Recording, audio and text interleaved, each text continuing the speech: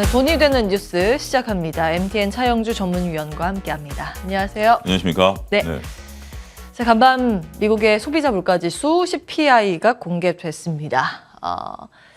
CPI 둔화되는 속도가 둔화? 이게 뭔가요? 그러니까 CPI가 이제 좀 떨어지고 있는 상태잖아요. 떨어지고 있는데 이게 지금 기울기가 이렇게 가파르게 떨어지는 게 이제 시장에 반하던 거죠. 근데 이제 기울기가 가파르지 않고 약간 둔화되면서 떨어지고 있다. 이제 그 표현이죠. 예, CPI 하락의 속도가 둔화 요 내용이고 항목 비중의 변화 보시면 그 식품, 상품, 주거비가 이번에 그렇죠. 올랐습니다. 그리고 중고차 에너지가 빠졌는데 에너지가 아마 올랐을 텐데. 예. 1월 CPI에서는 좀 빠졌어요. 아, 그렇군요. 예. 주거비가 그 이번에 상승폭의 절반을 담당했다고 해요. 주거비가 지금 안 잡히고 있어서 그게 골치라고 합니다. 지금 헤드라인 데이터는 그 전년 같은 기간보다 6.4% 상승으로 나오고 월비로 했을 때는 0.5% 상승입니다. 이거는 예상치의 부합이고 요거는 예상 상회. 예, 코어 근원 CPI도 마찬가지로 요거는 예상 상회, 요거는 부합입니다. 다음 보시죠. 근데 격차가 그렇게 크지는 않은데 해석하는 게 중요하죠. 돌아온 에너지. 에너지 상승인데?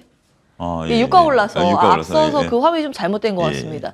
유가가 이번에 좀 올랐죠. 그러면서 이제 에너지가 좀 올랐고 주거비가 계속 0.8, 뭐 0.7 요 수준을 유지한다는 건 그 주거비용 자체가 금액 자체가 크잖아요. 그래서 이 정도면 사실 이제 일반 소비자 입장에선 좀 부담이 될 수 있을 만한 내용입니다. 상품 가격이 마이너스였다가 이번에 재반등을 했고 의료비가 빠지긴 했는데 뭐 교육이나 이쪽 이제 서비스 쪽도 이제 올랐습니다. 다음 보시죠. 이제 이걸 어떻게 해석하느냐, 그리고 우리 시장은 어떤 영향을 받을 것인가인데 이거 이제 키움증권에서 이렇게 냈나 봐요. 코스피 2510선 돌파 어려울 것이다. 어떻게 평가하십니까? 두 번째 장을 한번 좀 보여주시면 일단 CPI 분석을 해보면 저는 뭐 그렇게 뭐 해석하는 거에 따라 다를 수는 있겠습니다. 두 번째 장에서 보면 우리가 아까 좀 줄일 수 있는 게 있고 줄이기 어려운 게 있죠. 뭐 에너지 같은 경우는 결국 글로벌 가격에 연동돼 있으니까 이거는 외부적인 변수라고 보겠습니다. 하지만 식품 올랐죠. 주거비 올랐죠. 상품 올랐죠. 이거는 줄이기 좀 어려운 거죠. 그게 먹는 거를 그렇죠. 그쵸. 우리가 아예 안 먹을 수는 없으니까. 안 먹을 수 없는 거고 비싸다고 해서 좀 덜 먹을 수 없는 거고. 그러니까 이제 그러니까 극단적인 상황이 아니면 우리가 그냥 편하게 생각하면 뭐 까짓 거 자동차, 새차 이런 거는 뭐 우리가 뭐 극단적인 경우에는 안 한다 하더라도 이 기본적인 데이터들이 강하죠. 그러니까 결국 CPI에서 사람들이 본 게 이번에 뭐 CPI 어떤 내용 구성에 대해서 주거 비중이 높았다 뭐 이런 걸 하더라도 주거 비중이 높았을 거에 대해서는 많이 좀 각오를 했었던 부분들이 일부 있었어요. 그렇지만 전반적으로 쉽게 꺾이기 어려운 쪽들이 강하다. 라는 것이 이제 시장의 인식인 거죠. CPI가 지금 그 약간의 어떤 미세가 있다 하더라도 외부적인 것보다 내부적인 게 지금 탄탄히 굳어가고 있고 이게 더 떨어지는 속도가 좀 느리다라는 거죠. 그런데 뉴욕 증시가 왜 갑자기 올랐을까요? 거기에 대해서 이제 여러분들이 한번 힌트를 좀 고민을 해보면 우리가 이제 똑같은 뉴스가 오더라도 여러분들 이렇죠. 만약에 뭐 기분 좋은 일이 있으면 똑같은 거에 대해서 기분 좋게 받아들일 수 있고 똑같은 데에서 기분 나쁘게 받아들일 수 있죠. 뭐 옆에서 일하는 동료가 농담을 했는데 기분이 좋으면 맞받아치더라도 기분이 안 좋으면 뭐 무슨 저런 농담을 해 이렇게 볼 수도 있는 거죠. 자, 지금 시장은 우리가 반응을 놓고 보는 거죠. 내가 사소한 농담을 했는데 상대방이 기분 좋게 받아들이면 저 사람이 기분이 좋구나. 자, 지금 CPI가 높게 나왔어요. 근데 시장이 다시 올랐어요. 그것은 뭐냐면 지금 뉴욕 증시가 뭔가 희망의 트리거를 찾아가고 있다라고 저는 해석을 한 겁니다. 뉴욕 증시가 일단 강하고 힘이 강하다. 반등을 좀 바닥에서 올라왔습니다만 이걸 더 끌고 가려고 하는 욕구가 더 강하구나. 시장을 보고 싶은 걸 보려고 하는구나. 그리고 두 번째는 우리가 그 작년 2022년과 지금의 CPI의 느낌이 체감이 다르다라는 거죠. 뭐냐면 지금 작년에 시장이 요구했었던 것 중에 하나가 연준이 제발 금리 인상 속도를 좀 늦춰라라고 얘기를 했는데 연준은 끊임없이 올리겠다라고 한 거예요. 그러면서 시장이 놀랬던 게 연준 위원 중에 일부가 시장을 뭐 금리를 7% 올려야 된다라는 둥 막 5% 올려야 된다라고 하면서 막 깜짝깜짝 놀란 거예요. 여기서 멈췄으면 좋겠는데 자, 연준의 스탠스는 6월 달에 3.5, 9월 달에 4.5, 12월 달에 5.2를 제시하면서 이 수치가 나올 때마다 시장 깜짝깜짝 놀랐어요. 제발 올리지 마. 그런데 우린 더 올릴 거라고 한 거죠. 근데 지금 그 의미가 사라졌다는 의미는 지금 2023년에 대해서 연준은 터미널 금리 5.2 이상을 더 이상 제시하지 않고 있어요. 우린 더 이상 올리지 않을 거야. 예. 그 대신 이제 이걸 길게 끌고 갈 거야. 네. 라고 지금 예상을 하는 거고 시장도 그 정도면 우리가 받아들일게. 라는 먼저 컨센서스가 지금 맞아 들어가는 거죠. 예. 연준이 2022년에 계속해서 금리를 올리면서 시장에서는 올리지 마 했는데 여전히 시장에서 올리지 마 하지만 그래 네가 이제 더 이상 안 올릴 거 우리가 알겠어. CPI가 여기서 아무리 더 강하게 나와도 너 5점 더 해서 5.5까지밖에 안 올릴 거 아니야? 네. 그러면 별 의미 없는 거야. 라는 거죠. 지금 국내 언론에서 작년에 CPI가 워낙 지금 이제 시장에 있어서 근거가 됐기 때문에 많이 다루고 있습니다만 그 뉴스 비중은 저는 현격히 떨어진 뉴스였다라고 좀 말씀드리고 싶고요. 어쨌든 시장에 있어서는 이 정도 하나 갖고 연준이 지금 스탠스를 안 밟을 건 아니기 때문에 한 번 정도 내지 두 번 정도 더 밟을 걸 알고 있고 이렇게 나와도 이제 또 CPI가 한 번 더 나와야 되잖아요. 연준의 회의 때까지는 한 번 더 나와야 되고 하기 때문에 오히려 지금 뉴욕 증시 같은 경우는 이런 부분에 있어서 약간 우려감이 있는 건 사실이죠. 그러니까 아까 제가 분석해드린 내용에서 쉽게 꺾이지 않는다라는 거, 그다음에 IRA법에 따라서 일자리가 10만 개 늘어났다라는 거, 예. 여러 가지 뭐 우리가 생각할 것들은 많이 있습니다만 거의 이제 시장과 연준이 같은 곳을 바라보고 있다. 그렇기 때문에 연준이 어느 정도 한 번 더 올릴 거 정도는 시장에 각오했고 우리는 바닥에서 더 끌어올리겠다. 이게 지금 연준의 모습이다라고 좀 말씀을, 이번에 오늘 이제 뉴욕 시장의 모습이다라고 말씀드릴 수가 있겠고. 근데 이제 국내 시장으로 이제 와야죠. 예. 이제 국내 시장으로 와서 오늘 이제 상당히 많은 차익 매물들이 좀 나오고 있는 네. 상황인데, 일단 지금 시장에 있어서 가장 중요한 것은 2,500에 대한 돌파 여부 아니겠습니까? 예. 뭐 어찌됐던 어떠한 이유가 됐던 2,500에 대한 돌파 여부인데, 그것을 이제 그저께만 하더라도 시장이 조금 빠지는 분위기였어요. 2,440까지 가면서 시장 무너지는 거 아니야? 이번 주초만 하더라도. 근데 어제 같은 경우 다시 땡기면서 야 이제 또 다시 2,500이냐라는 건데 지금 좁은 밴드 내에 있는 거 아니겠습니까? 아주 작은 밴드 내에서 방향성을 모색하고 있는데 오늘은 또 하단을 좀 깨고 내려고 하는 모습들 좀 보여주고 있고 일부 이제 개별 테마 종목들이 오늘 큰 폭의 차익 매물들이 나오고 있는 상황이죠. 자, 아직은 방향을 못 잡기는 어렵겠습니다. 항상 지난주부터 드렸던 말씀이 2,500을 돌파하게 된다라면 새로운 시대가 열리는 거고 2,400을 깨고 내려가게 된다라면 다시 시장은 조정으로 갈 수 있는데 약간 저는 7대3 정도였다고 말씀을 드렸는데 예. 이제 7에 대한 비중이 조금 높아지고 있는 거죠. 하방이요. 하방이 예. 늘리고 있는. 거래 대금이 좀 늘었다라는 것들은 좀 있어요. 거래 대금이 좀 늘고 근데 거래 대금과 더불어서 회전율도 늘었어요. 회전율이요. 그게 이제 늘었다는 의미는 뭐냐면 우리가 1월 달에 개별 테마 종목들이 많이 움직이다 보니까 거기에 따라서 회전율이 올라가면서 거래 대금이 올라갔다. 고객의 탁금은 지금 늘지는 않았습니다만 회전율이 늘었기 때문에 거래량이 늘어난 것이지 거래량이 주시장을 끌어올리기에는 아직까지는 역부족이다. 그래서 네. 일단 지금 시장의 분위기를 어떤 그 펀드멘탈적인 것보다는 지금 이럴 때는 가장 중요한 게 차트상과 수급이겠죠. 그런 네. 부분들을 보면 시장이 조금 하방 압력을 받을 가능성이 있다라고 보는 겁니다. 예. 요거는 주신 자료인데 예. 예. 미증시와 국내 증시 고점과 저점 데이터를 계산기를 두들겨서 네. 예, 산출해냈습니다. 3대 지수죠. 다우가 그나마 3대 지수 중에서 고점 대비 하락률이 괜찮아요. 22% 빠져 있고요. 나스닥이 좀 많이 밀려 있습니다. 고점 대비 34% 빠져 있고 고점까지 상승 갭. 네. 그 필라델피아 반도체 지수가 지금 42% 고점 대비 밀려 있고요. 코스피 코스닥은 요거 미국 3대 지수보다 더 많이 고점 대비 밀려 있습니다. 코스닥이 40% 가까이 밀려 있습니다. 요거는 어떤 관점에서? 요거 이제 여러분들에게 좀 정리하면 이게 고점이 코로나 이후의 고점이고요. 예. 코로나 이후의 저점입니다. 요 사이가 얼마큼 이제 빠졌냐라는 개념이고요. 예. 요게 이제 현재 이제 러프하게 계산하는 건데 끝자리는 좀 다를 수 있긴 하겠습니다만 제가 어제 이제 간단하게 계산을 한 거고요. 그다음에 요 저점 대비 하락률은 요 저점 대비 상승률이에요. 예. 그러니까 고점에서 빠졌던 부분 저점에서 올라온 건데 이 저점이라는 것은 올해가 아니고 작년에 찍었던 저점도 있고 하기 때문에 저점 대비 올라온 거죠. 그리고 요 마지막 이 갭은 뭐냐면 지금 상태에서 고점까지 가려면 우리는 항상 고점이 내 돈이잖아요. 그러니까 고점까지 가려면 얼마큼 올라와야 되는 건데 다우는 변동성이 그렇게 크지는 않았어요. 예. 그리고 S&P도 그렇게 어떻게 보면 나름대로 그렇게 변동성이 크다라고 보기는 좀 어렵죠. 그 변동성이 컸던 건 필라델피아 반도체 지수하고 나스닥이었어요. 나스닥 같은 경우 고점 대비해서 거의 뭐 30-40% 빠졌고 바닥에서 조금 요 수치가 조금 잘못된 것 같은데 좀 올라오긴 했습니다만 10% 올라온 거 맞네. 10% 올라왔지만 고점까지 가려면 갈 길이 좀 멀죠.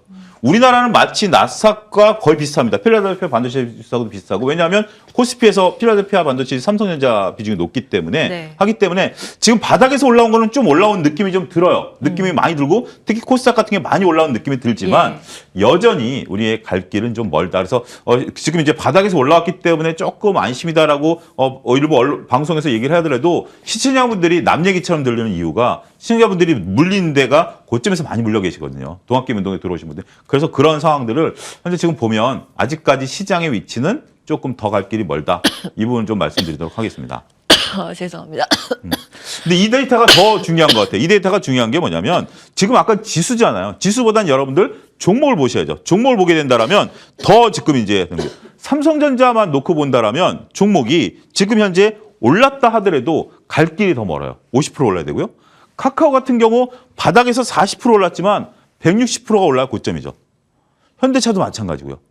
KB금융 같은 경우는 변동성이 다우처럼 적었던 부분들이고 개인 투자 비중이 높았던 이런 부분들이 있기 때문에 지금 지수가 올랐다라고 아무리 방송에서 2,500 한다 하더라도 시청자분들이 못 느끼는 것이 바로 이런 데이터로 나온 게 아니겠나 말씀드릴 수가 있겠습니다.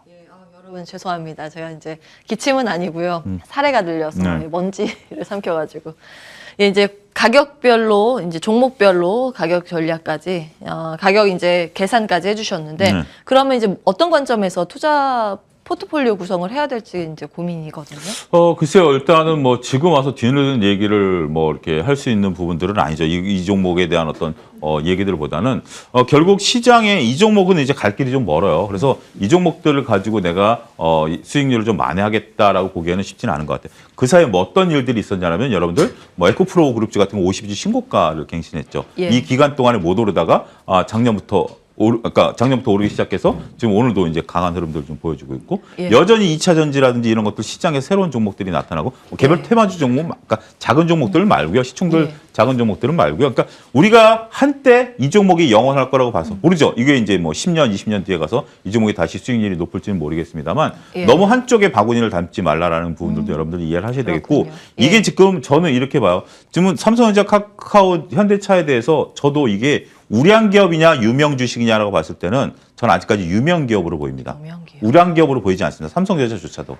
그렇기 때문에 여러분들이 주식을 살 때는 유명 기업과 우량 기업을 구분하는 그러니까 과거는 일단 뭐 저희가 뭐 여러 가지 지나고 나면 여러 가지 이유를 들 수 있죠. 그거는 저는 의미 없다라고 보고 물론 이제 본인들이 하셔야죠. 그거는 제가 얘기할 게 아니라 본인들이 내가 뭘 잘못했는지 보고 그다음에 앞으로라도 새로운 모습들을 좀 보셔야 된다라는 거고 근데 이거는 좀 이런 인사이트는 있어요. 이게 지금 나름대로 우리가 동학개미 운동의 하나의 어떤 버블의 약간의 성격도 좀 있기 때문에 갈 길은 좀 멀다 이렇게 좀 말씀드릴 수 있겠습니다. 예. 참 이게 회복이 빨리 나왔으면 좋겠는데 시장이 또 마음처럼 움직여주지는 않습니다. 자, 다음 이슈 보면서 이제는 시장 예상보다 굉장히 빠르게 달리고 있어서 이것도 사실은 대응하기 쉽지 않은 영역 배터리 이어서 확인을 해보겠습니다. 요거는 이제 아침에 당잠사에서 이제 말씀드린 내용이긴 한데 요거는 이제 글로벌 배터리 시장 점유율 변화거든요. LG 에너지 솔루션이 떨어지고 CATL이 치고 올라가는 그런 형국인데요. 1위, 2위로 보이죠. 근데 중국을 여기에 포함을 하면 이게 순위가 바뀝니다. CATL이 점유율 1위예요. 다음 보겠습니다. 이슈가 이제 포드 쪽에 그 긍정 요소 우려 요소 요렇게가 두 개가 같이 포착이 돼서 아침에 좀 정리해드린 내용인데요.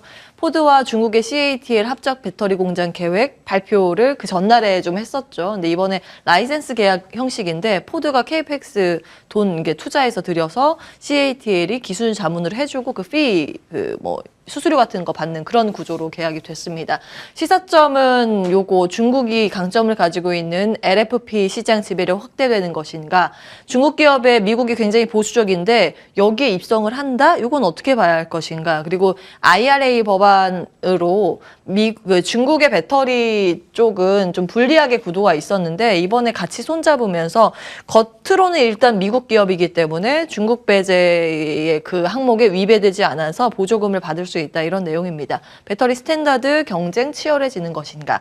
그런데 읽으면 또 기회 요인이 있더라고요. 포드에서 배터리 결함으로 이제 저기 픽업 트럭 생산 출하 중단키로 했는데 이것이 의미하는 바가 무엇인가. 결국 미국 내에서 수요가 계속 늘어나서 우리나라 LG 에너지 솔루션이나 삼성 SDI 중심 수주가 확대될 수 있다. 이런 의견도 있고 중국, 유럽 중심의 LFP 배터리 침투율 확대 쪽으로 본다면 국내에서 뭐 첨보 등의 LFP 관련주를 눈여겨볼 필요는 있다. 이런 유한타증권의 레포트 내용이었습니다. 이거 어떻게 보시는지 오늘 워낙 이제 배터리 빼고는 논하기 어려운 장세이다 보니 두 가지 관점에서 말씀드리겠습니다. 먼저 이제 포드 관련된 기사들을 보게 된다라면 정말 이제 기업이라는 게 기업의 어떤 뭐 이익을 위해서 어떻게 그 자신들의 전략을 펼쳐가는지 굉장히 전형적으로 보여줬다라고 봐요. 일단은 그 바이든 대통령 행정부 입장에서는 지금 자국 내 산업을 보호하고 자국 내 일자리 창출을 위해서 노력을 하고 있습니다만 기업 입장에서는 어떻게 하면 우리가 이익을 극대화할 수 있는가를 생각하는 거죠. 그러니까 결국 정부와 기업의 생각은 역시 다를 수 있다라는 부분들이 분명히 드러났던 것들이고 그다음에 포드 입장에서도 여러 가지 전략을 저는 잘 짰다라는 생각이 들어요. 왜냐하면 우리가 이제 많은 분들이 LFP 배터리의 이제 단점을 강조하고 우리의 이제 NCL 계열의 장점을 강조합니다만 지금 현재 LFP 같은 경우 중국에서는 범용적으로 쓰이고 있고 소비자들이 느끼는 어떤 그 큰 차이점에 대한 것들은 그렇게 크지 않는 거예요. 의외로 본다라면 큰 차이점이 없는데 우리가 이제 기술적으로 들어가면 어떤 게 비교 우위냐 비교 열이냐인데 소비자들 입장에서 본다라면 그냥 러프하게 다 쓸 수 있는 거예요. 그래서 포드가 지금 취한 전략은 그거예요. 어떤 거 기술 이전이 아니라 소비자들에게 맡기겠다. 당신이 LFP 장착을 모델을 쓸 것이냐, NCL 계열 장착 모델을 쓸 것이냐. 그러면 LFP 같은 경우 내가 예를 들어서 뭐 소득 수준이 좀 중하위권이다. 그러면 나는 그냥 간단하게 내 직장과 간단하게 왔다 갔다 할 거리면 난 LFP로 충분하다.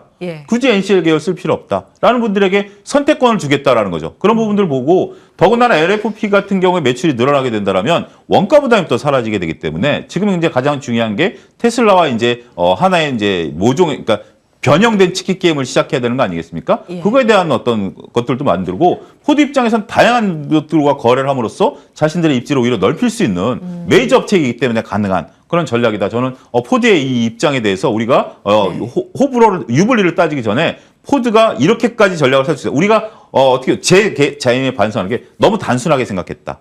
너 이게 IR법이 되면 중국을 배치하고 미국은 오로지 행정부와 같이 발을 맞출 것이다라는 제 낭만적인 생각이 여지없이 깨지는 하나의 어떤 계기가 됐고요.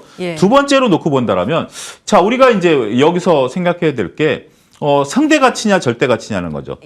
지금 반에서 3등하고 있는데 1등을 향해서 달려갈 것이냐 아니면 그냥 내 파일을 키워갈 것인가. 저는 우리나라 기업들이 할 수 있는 것은 후자다라고 생각을 해요. 결국 LG 엔솔이라든지 SK온이라든지 삼성 SDI 같은 경우 점유율을 따지기보다는 많이 파는 게 중요하죠. 많이 팔다 보면 점유율 올라갈 수 있는 거지만 많이 파는 부분들에 대해서 그렇게 되면 결국 이들도 지금 NCL 계열로 가지만 LFP 시장이 커지게 되면 그 시장에 또 맞춰서 또 물건 팔면 되는 거예요. 그건 중국 기술이니까 나쁘고 우리 기술이니까 이게 좋다라는 개념이 아니라 기업은 항상 변해야죠.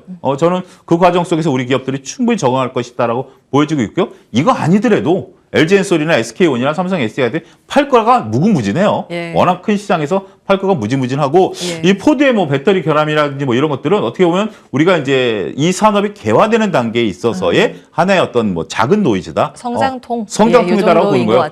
뭐 그 리비안이나 이런 것처럼 아예 자동차 출시 못하는 거는 그건 큰 문제지만 우리가 하다 보면 지금 이제 언론에서 크게 부각되고 있지는 않습니다만 배터리 팩에 대한 어떤 화재 문제라든지 여러 가지 문제들이 지금 좀 뭐 안타까운 인명사고도 나고 하지만 그런 것들이 어떻게 보면 하나의 성장통으로 보는 거잖아요. 그것 때문에 이 산업의 개화가 중단되는 게 아니기 때문에 그런 것들을 보게 된다면 일단 지금 우리가 생각했던 것처럼 중국을 배제함으로써 우리가 비교 오히려 거둘 것이다라는 어떤 그 좀 약간 여유 있는 생각에 철퇴를 가하는 이거 포드가 지금 어제 오늘 결정한 거 아니잖아요. 이미 IRA법이 나오기 전부터 했을 수도 있고 IRA법이 나오니까 실무자들끼리 벌써 이렇게 했었을 것들도 있는 부분들도 있기 때문에 그 부분 첫 번째. 두 번째는 우리가 지금 현재 상태에서 너무 그렇게 걱정할 정도로 먹을거리가 사라지는 건 아니다.